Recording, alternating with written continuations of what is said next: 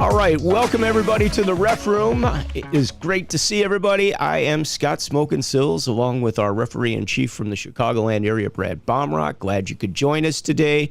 Hope you're doing well. We got lots to talk about, lots to cover. I think we've got an email we're going to talk about that we received from one of our officials, as well as talking about the 2025 changes for rules. I know a lot of you have seen those, but we're going to kind of go through those today and see what we like, what we don't like, and how to interpret some of those rules and the changes. So what's going on, Brad? Not much. We're in the full swing.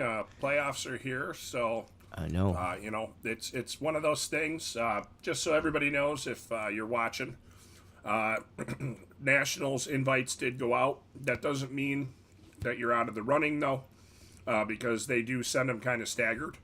So don't get discouraged if you didn't get one. Sometimes they are still coming, so just so you know. It means you're on the B list or the C list is what it means, but they're coming. All right. Well, that's good to know. I know we start state games on Monday. My Squirts are playing on Monday, believe it or not. I think we got one of the first games. There was a game yesterday. Was there? See, I didn't know they've already started. It was a high school game. Okay, high school, but like I'm talking, this is a Nihil team. So anyway, very cool. It's hard to believe we're already talking playoffs. That we're already here. Central State's playoffs are this weekend, and their season is over right after Sunday. They're done, except for state tournament if they're in state tournament. So, yep. Yeah, so hard to believe. We just got an email from our assistant director saying, oh, we've got another tournament because there's ice time available. And so a group of teams are playing another tournament just because there's ice available. So, Hey, you know what? It's a good time at this time of year. Use the ice that they have. They're already That's paid right. for it, We paid for it, so we're going to use it. That's for sure. So anyway. All right, lots going on. I mean, I saw somebody from one of the Park Ridge area teams the other day. Understand that Park Ridge rink might be ready by May or June. They're ahead of schedule, which is great to hear. That's what I heard too. I heard that too. So I'm happy to hear that. I'm excited. Rosemont's got the walls up at their rink already for the 2 sheets that are going in there. So that looks like that's on schedule. So. Polar Dome has reopened. I think we mentioned that in one of the previous shows, but they're actually playing games out there, and it looked pretty good from what I saw. And they got Live Barn 2 weeks ago. So now people didn't know. They didn't have it when they first opened, but they just installed it. All right, very cool. What's your take? We've got Live Barn in some of the rinks. Some of the rinks don't have Live Barn. And then some of the rinks have their own system that you have to pay another subscription for. I mean, we rely on Live Barn a lot, obviously, because that's our way to go back and look at stuff and see if we got it right or didn't get it right or what happened or anything of that nature. So, it's kind of nice to have in the rinks. I mean, I just wish it was consistent where you had it everywhere you went. So, just one of those things. All right, let's kick it off. I'm going to kick it off with an email that we got from one of our... Yeah, let's talk about this. I got. Sorry, he sent it to me. But he's your buddy, so it doesn't matter. He knows you. It's a month old. Yeah, it is. A month old. Okay. Basically, he said mouth guards, neck guards, or neck laceration, ear flaps. We have seemingly gotten away from the enforcement of mouth guards. Neck laceration has been an on and again, off again issue. And most recently, I've seen the increase in ear flaps being an issue. With all three of these, as current rules dictate, you get a warning and then the misconduct. Yet we continue to see an issue. In my opinion, we need to see one of two avenues. And what he said, number one, say the kids are all minors and thus the parents taking the responsibility and ownership of these issues and take the risk if their kids opt to not go on the ice with properly equipped. As officials, we ask the coaches if the players are properly equipped, and that ends it. Or if a player proceeds to play a shift without proper equipment, then the player is immediately disqualified for the remainder of the game. Once you have a player kicked out of a full game, I think people will get the message and come prepared. Just my 2 cents is what he says. I don't know. I think for the most part this year, I've seen neck guards, neck lacerations, pretty good. Pretty good. There are a few teams that, they don't want to wear them during their warm-up, and they'll put them on to start the game. You catch one or two guys occasionally. It hasn't really been an issue. Yeah, mouth guards, I probably concur with them on that. Ear flaps, you see it, but once you say something, usually they come back. I don't know if they tape them in or what they do. I don't know how they get them in so quick, because if you ever try to take them out, what's that? No. A lot of the helmets, they unclip apart and they just slide it back in and they clip back in. Oh, mine wasn't that easy when I got my helmet. So anyway, I don't know. I don't remember. It's been so many years. I've had that helmet a while, but I thought they were tougher to get out than they are. So, all right. Well, very good. What's your thoughts? So, I did dime a guy in a midget game, and his was, it fell off his first shift of the game, his neck guard. And I stopped, and it was a 1-2 referee system, and I picked it up, skated it over, and gave it back to him. And that was his warning. And then it fell off the next one. So I didn't say anything the first time. The second time, I went and picked it up. And I skated over there, and I go, if this falls off again, I go, you're going to go sit over there. Okay? That's what's going on here. And I handed it to the coach. So we had no more problems. This was in the first period. And the second period, no problems. Then we get into the third period after the cut, or the halfway point, whatever it was. I don't remember what level game it was, league. Guess whose neck guard fell off? Same guy. And the Lions picks it up, and he's about to give it to the bench. I'm like, do not give that to the bench. Do not give that to the bench. So he put it in his pocket. And at the stoppage, I went over there, and I grabbed it, and I went to the kid, and I went, let's go over here. And we put him in the box, and I said, now here's what's going to happen. I go, you can't put this one back on. I go, so you can go buy a new one, figure it out, up to you. Because obviously it's broken. You haven't secured it properly, so it's not allowed. It's now dangerous equipment. You're not allowed to wear it. Well, I saw him with a brand new neck laceration protector like a week later. Yeah, I'm sure. I've had the guys where they keep falling off, and I'm like, hey, this is not going to happen again. Either you're going to fix it, and guy went and taped it. Coach taped it on him. I'm like, that's fine. Now it won't come off, because it's a hazard as it just continues to fall off during the game, and somebody is going to catch an edge on that, and better not be me or one of my partners. And he's not wearing it properly if it's coming off. Exactly. That's the end of it. Yeah. So, yeah. Other than that, like mouth guards is, again, one thing. It's not like we're having them stand up in a line and exactly the mouthpiece. It's one of those things it's a catch or miss. Yeah. It's usually if they're running your mouth, you can figure out they don't have a mouth guard, because I got squirts. They don't even need mouth guards, okay? I got squirts that wear those things in the locker room, and then they try to talk. And it's like, I can barely understand you when you don't have the mouth guard out of your mouth, but you're going to have to take it out now, one of those deals. All right, looking at rules changes. I hope you guys can all see this. It does get a little small on the screen. Matter of fact, it's so small, I got to bring it over here so I can see it and blow it up if I can. All right. So one of the big things for next year, let's talk about composition of teams. We had this come up last season for you, where they added 2 more players to the roster so that they can dress 22 players. They're now going to allow U15, 16s, and 18s, and then for girl and in tier 1 and U19, allowed to dress 22 players. So it's a lot of skaters. It's going to be a lot of players, man. You're going to have to earn your ice time. Well, you wouldn't want to be screwing up because you may not see the ice. 4 lines, so it takes a long time to get there. All right. Protective equipment. Edits language to clarify penalties for equipment violations. Goalkeeper equipment requires HEC certified neck laceration protectors for all youth, girls, and high school goalkeepers, with note allowing B&Q certified NLPs for 2025, 26.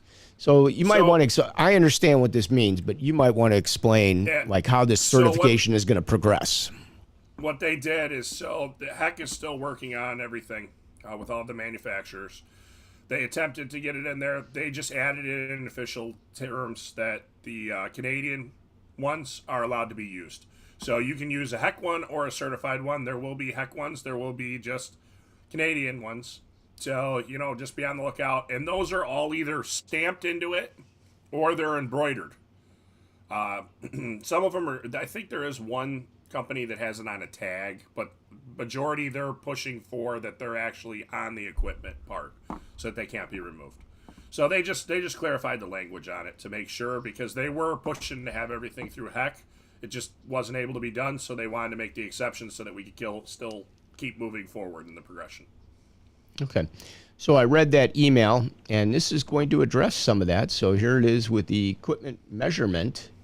I don't know how it ends up in equipment measurement, but mandates bench minor penalty for team who challenges a mouthpiece and the challenge is not verified. Can you explain that one so everybody understands what they're trying to do here? Yeah, so you would have people that would want to, at the end of a game, they need a rest, right? Well, let's just say this one kid doesn't have a mouthpiece. Now the referees have to go check. They get a free timeout, basically. And guess what? If it's found out that they have a mouthpiece, you're going to put a guy in the box. All right, so I'm going to be the devil's advocate and raise this question. Let's say the player does have a mouthpiece in there, and the reason they couldn't see it is because it's a clear mouthpiece. It's not a colored mouthpiece with color in it. What's your take on that? Did that buy him a free timeout anyway, even though the guy's got, obviously, if he's got a mouthpiece in there, it's going to be a penalty for the delay of game, but is a clear mouthpiece acceptable in that situation? Technically, the player is not wearing the proper equipment. So the way it's written right now, it should be underneath the mouthpiece rule. So, it should be enforced underneath that, but we'll probably see some more clarification from USA Hockey as the rule book comes out, because that'll be in the situation manual. They only show you the rule summaries. They don't have the situations in there. Gotcha. All right, moving on to electronic devices. Adds cameras and microphones to a list of devices prohibited to be worn by a player during games. Any violation results in misconduct penalty. Yeah, we pretty much not allowed anybody to wear a camera or a microphone. I don't know if anybody was wearing a microphone, because that's something you could probably not see very easily. Some of them might be wearing the camera and a microphone so they can get better audio. Did you see the guy that his cell phone in the NHL fell out of his equipment? No. A couple weeks ago, I forget who it was, but he jumped off the bench in the NHL and out came his iPhone out of his pants. Nice. Yeah. Did they penalize him? I don't know what they did. I just saw it. It was one of those, blooper things for the week. Oh man, I'd like to see that one. Oh my god, that's funny. Well, yeah. You got to tweet your stats from the bench to get those big paying salaries. I've seen guys in the penalty box, and they'll have a phone, and it's like, I don't know where they got it from. Yep. Let's see. It's like, minor penalty clarifies when a match penalty shall be served when assessed with a minor penalty to same player during the same stoppage. You want to explain that one? No, because it's complex. So you have to actually read it. It's spelled out in what they're going to put in. Okay, cool. Goalkeeper penalties. Clarifies how penalties assessed to goalkeeper shall be served. Is something different? Are we going to start putting a goalkeeper in the box? I don't think so. No, they just clarified it. Most of this is verbiage at the beginning. Adds new rule change requiring all on-ice officials under 18. Okay, this is a good one. And this is probably something we should talk about because I have a squirt team and I see a lot of younger officials and they are not wearing one of these things. They are required if they're under 18 years of age to wear a neck laceration protector. Mm-hmm. So if you don't have one and you're under 18, you need to have one. Abuse of officials and other misconduct mandates game misconduct penalty to player or coach who uses obscene, profane, or abusive language to any person after the game. So, so that means you can continue the penalties afterwards. Yep. Doesn't stop them from getting the penalty they deserve. Yep. Clarifies any game report following a physical assault of a game official must be submitted within 24 hours following the game. Probably a good idea. 24 instead of 48. Yep. Delaying the game. Removes a mandatory minor penalty to a goalkeeper who accidentally shoots the puck out of the playing area. This one could be talked about a little bit, I think, because we don't see it that often, but at the upper level, you do see some goalies that can fire the puck and they get it up pretty high, pretty fast. How do they want to interpret this, just out of curiosity? Again, you're going to have to wait for the situations. It's in there what is passed. I mean, it used to be if they print the actual book. Yeah, if the goalie shot it out, it would be a penalty if he didn't put it out. You know, if he's got to put it over the glass, not over the, like the bench or something of that nature, but he's got to get it all the way up over the glass to be a penalty. Yep. You don't call it that often, but it does come up from time to time. Let's see. Clarifies the stoppage. Stoppages caused by the attacking team in the attacking zone shall result in a neutral zone face-off. It's verbiage. This is verbiage too. They just rewrote the verbiage. Okay. Icing the puck allows teams. Yep. Allows teams at the youth 15 only and above, and girls 16U and above, to ice the puck while playing shorthanded. Okay. Well, this comes back to our delayed, our tag up offsides or delayed offsides, and then the, being able to ice the puck shorthanded. So let's continue with this, and then I guess we can talk about it a little bit, because this has been a hot topic for a lot of referees for the 4-year period that we've been working with this. I seen the puck, and I can't read it because there's something over my screen, but it says requires center ice face-off location if game official error in calling. So that's great. That means we're finally going to move the puck back to center ice on an error. We'll be in alliance with every other hockey book in the world. Yep. Finally, that's a good one. I'm happy about that. Kicking opponent or puck. Clarifies play must be immediately stopped and resulting face-off locations for attempted kick shot. Yep. So the kick shot is where the puck is on the stick and they kick the stick. So it's one of those things that, it wasn't really covered in the book.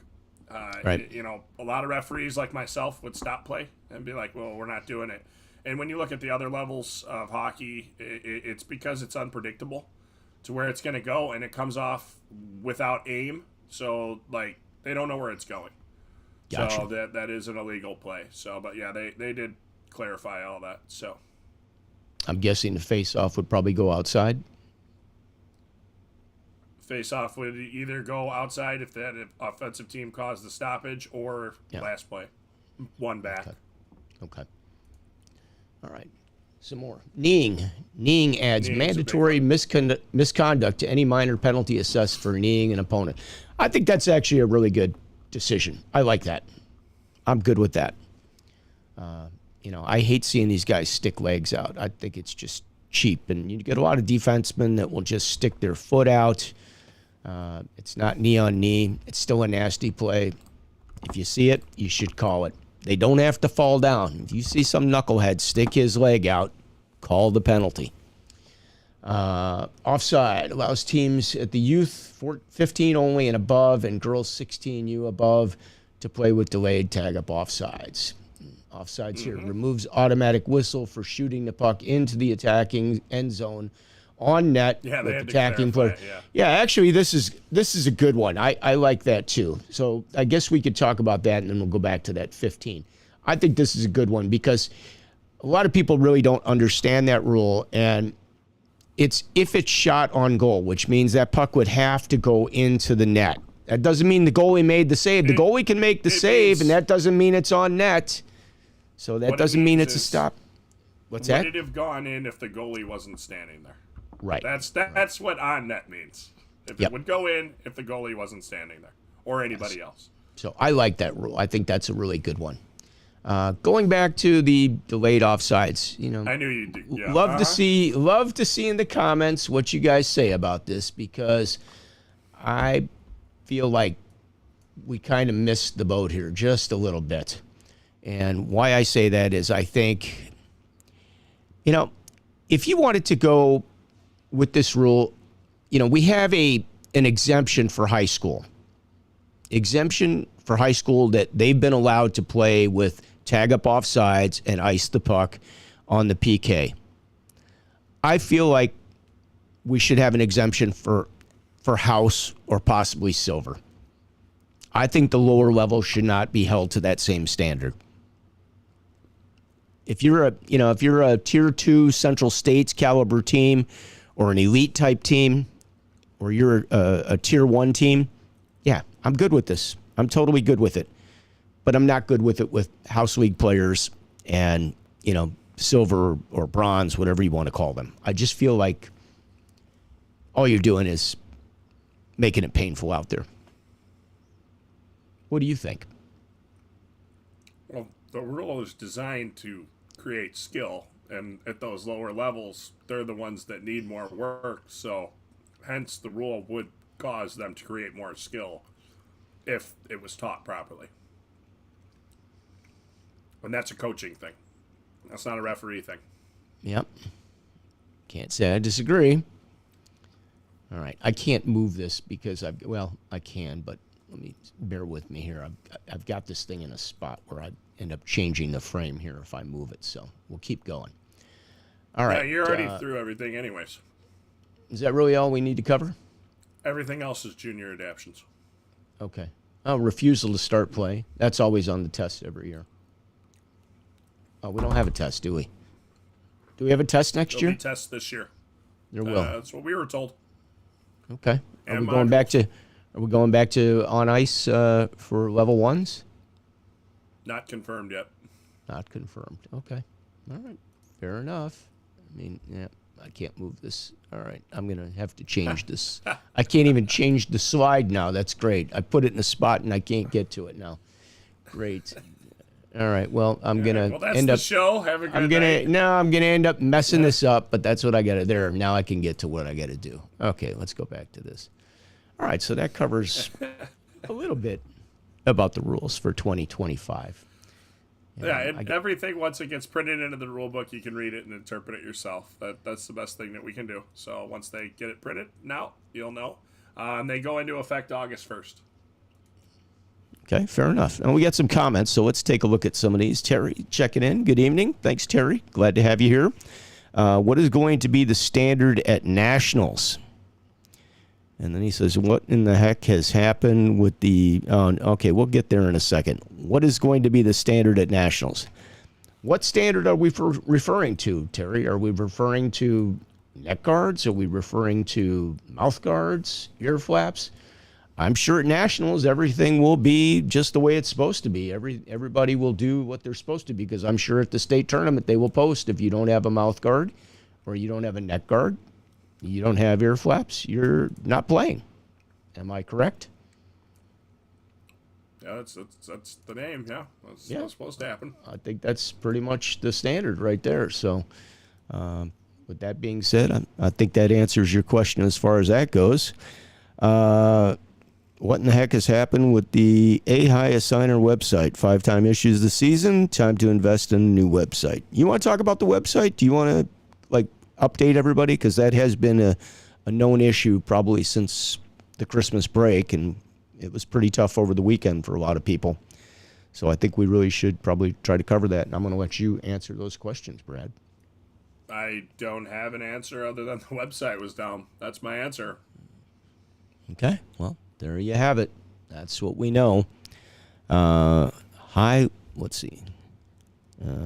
High-level playoff games with not enough officials, no one enforcing mouth guards.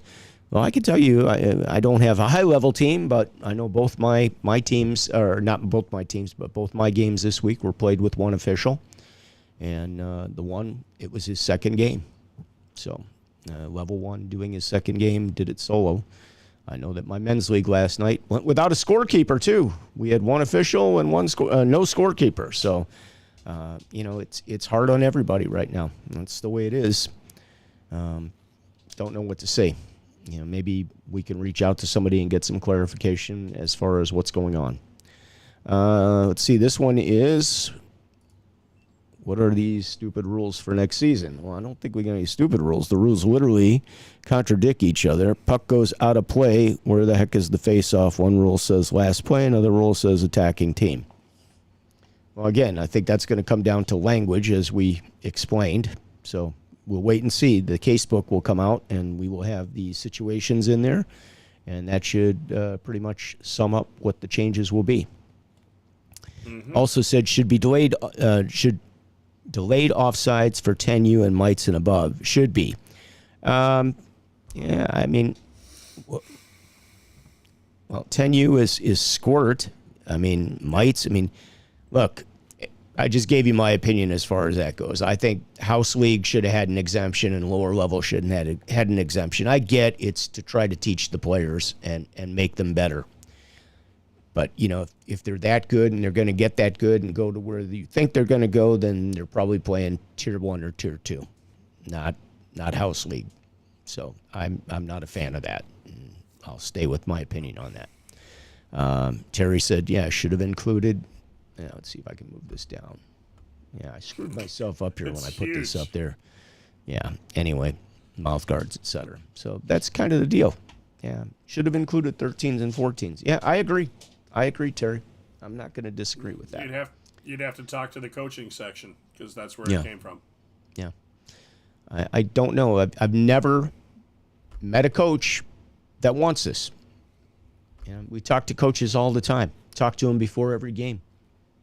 Not necessarily about this rule every time, but it's been talked about with some very high-level people that have high-level teams, and they're like, it's ridiculous.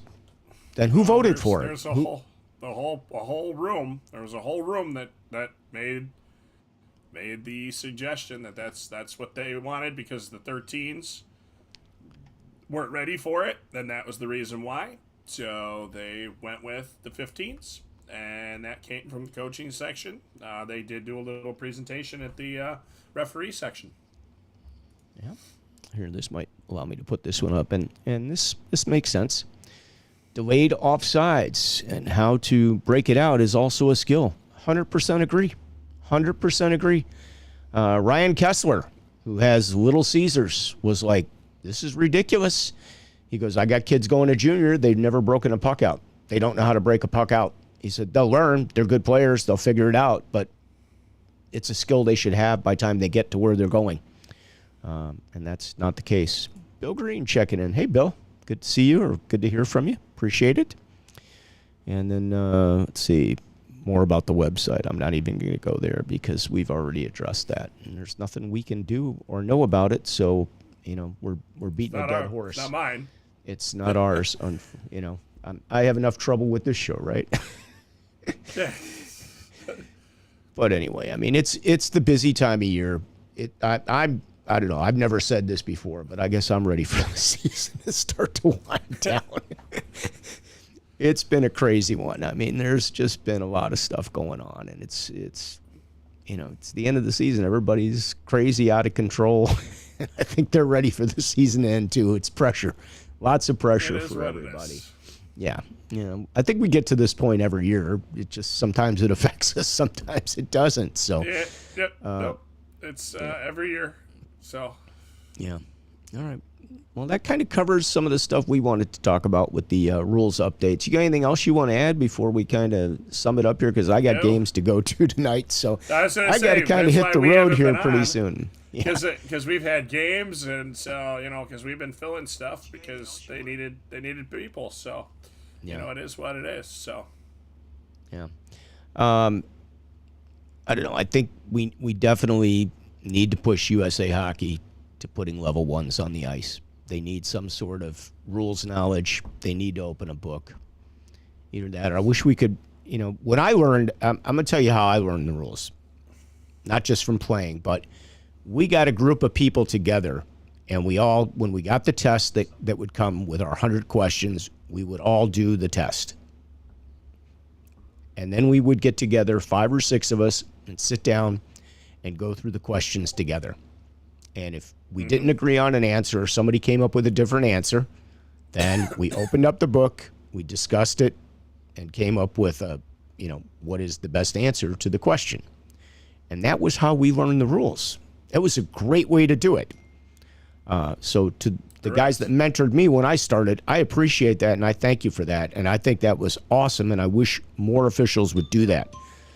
And if there's no test, I mean, you're not going to have any rule knowledge. How many of these guys are going to open up the book and learn the rules? Test. What's that? There's going to be a test, so. Yeah. So hopefully, that comes back into play, because the level ones need it. I'm sorry. Your level 4s that are doing 500 games a year or 300 games a year, they pretty much know the rules. But guess what? They still open up the book. They still look at stuff. They still talk about stuff. They're in the locker room talking about situations and outcomes and how to interpret something and what's the best way to go about doing this. They care. They're into it. And people don't realize that. They don't see that. I know a lot of the parents and coaches and players, they don't know how much some of these referees are really into what they do. They love the game. They want to be, knowledgeable on all the penalties and all the situations that come into play so that they can manage the game the best they possibly can. And, for the younger guys that are coming in, I get they're newer. They're learning. You got to give them a little bit of a break. But it hurts when they're out there by themselves. That's a tough position. That's a tough position for an experienced referee to be in. It's a big ice surface. The game is fast, and there's a lot of quick stuff going on. So, it is what it is. So we just have to deal with it and move on. As coaches, help them where you can. If you know what you're talking about or you know what you're doing, if you can assist one of these guys, it's great. But don't try to own them. I got a video sent to me by a hockey director. And a coach tried to own a kid in a situation. The referee blew the whistle, and he waved his arms out as no goal. And the next thing you know, the goalie's going no goal, everybody's no goal, and then all of a sudden the other coach gets a hold of him, and we got a goal. He got pressured into it because he's a young kid. Coaches don't do that. I get you want to win at any cost. We're all competitive. But it's not the right thing to do. Sometimes you just got to do the right thing. I had my squirt team one day, tight game. They hit the post, and they're all standing there screaming, "Oh, that went in. No, it didn't. It hit the post. Now just go out there and deal with it and get a goal, and we'll win the game." But, it's coaching. It's coaching, honestly. Do the right thing, people. Don't assume or try to insinuate that something's happened that hasn't happened. I'm going to leave you with that. That's going to be my tip for today. All right. What else you got? That's it? That's it. Until next week, we'll have playoffs under our belt. Central State's playoffs start Thursday, right? Thursday, Friday, Saturday. Thursday. Super Bowl, the super game, I can't say the other, but the big game is on Sunday. So probably some games in the morning, and then it's pretty much a national holiday, so you guys will most likely have the afternoon or the evening off. You're shaking your head. There's games. We got night games? Yeah. Well, I saw games like at 2 o'clock. I didn't see anything after that, but maybe I didn't look hard enough. Maybe I was only looking for those morning games, Doesn't matter. You like the teams that are playing this weekend? I could care less. That's pretty much the consensus. I'm not a big football fan, and you know what? I know a lot of people love it, and I understand the game. it is just not for me. I mean, I can't. I keep my enjoy attention on it. the circus of the game. I like what's going on. I like all I that like stuff. all the. I like all I like the that. commercials, all the hoopla. I like the pre-games. I like all the hype. I think Yeah, that's I'm pretty cool with cool. all that. Personally, the game is like. But the game, You know, like, show I'm the not- last 2 minutes. You know, it's like a basketball game. Show the last 2 minutes of the game. It should be a half-hour show. You have the hype, and then you go in and you do the last 2 minutes of the basketball game, and you wrap That's it 2 up and minutes. you move on. That's how I would go about it. Maybe hey, I'm you know onto what? something. I just like that we get together with friends. Okay, that's my favorite part. Yeah. I mean, I get to see some people. We get Yeah. to hang out. So that's my favorite part of all Yep. of it. So that's what I enjoy. I mean, Exactly. besides that, we don't even have to turn the game on. I'm fine. Yeah, Doesn't really matter to me. Turn on the I'm halftime with you show, on that. I'm in. I do want to see the commercials, though. I like to see the commercials, believe it or not. Yeah, but the That's- problem is nowadays half the commercials are already online before they even get to the game. Yeah. Well, that's because they spend so much money on these. I think they were saying, I think the cost of an ad is like $6 or $8 million for an ad. Oh, I'm sure. I'm sure it's crazy. I I'm mean, sure it's more it's than that. crazy money, But All right. We talked right. enough about the big game. the big game. All right. Let's get to the big finish of this show. The big finish, the big finale. What do you got for finale? You got something that can Just top end that? it. Just end it mid-conversation. See, that's, There you that's go. The best way. Those are some That's of the best doable. ones. All right. Thanks all for joining us. Appreciate it. We will see you next Wednesday back here starting at 5:30 Chicago time right here on the Ref Room from Chicago with Brad Baumruck, Ricky, referee in chief, and me, Scott Smokin Silz.